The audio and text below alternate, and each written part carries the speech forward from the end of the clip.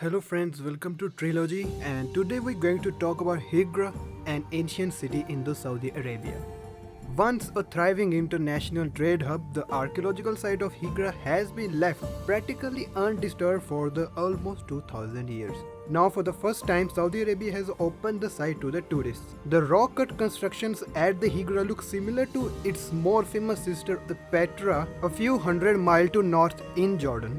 Hijra was the second city of the Nabatean kingdom, but Hijra does much more than simply play second fiddle to Petra.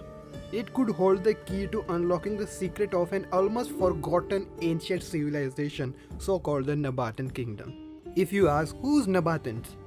The Nabateans were desert-dwelling nomads turned into a master merchant, controlling the incense and spice trade routes through Arabia and Jordan to Mediterranean Egypt, Syria and Mesopotamia.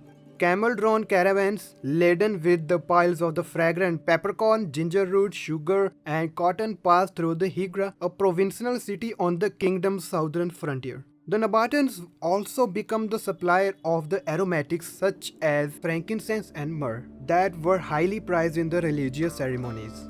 The Nabatean prospered from the 4th century BC until the 1st century AD. When the expanding Roman Empire annexed and subsumed their huge swath of land, which included the modern-day Jordan, Egypt, Sinai Peninsula, and part of Saudi Arabia, Israel and Syria, gradually the Nabatean identity was lost entirely. Forgotten by the West for the centuries, Petra was rediscovered by the Swiss explorer Johann Ludwig in 1812. Local Bedouin tribes had been living in the caves and the tombs for generations.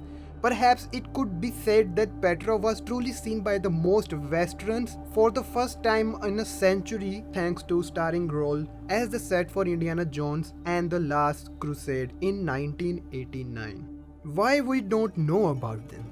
The reason we don't know about them much because we don't have books or sources written by them that tell us about the way they live and they die and worship their gods. Like Petra, Hijra is a metropolis turned into necropolis. Most of the remaining structure that can be seen today are tombs, with much of architectural remains of the city waiting to be excavated or already lost quite literally to the sands of time. One of the only places where the words of Nabatean exist in the inscription above the entrances to the several tombs at Hijra. Hijra contains 111 carefully carved tombs, far fewer than the Petra, which have more than 600.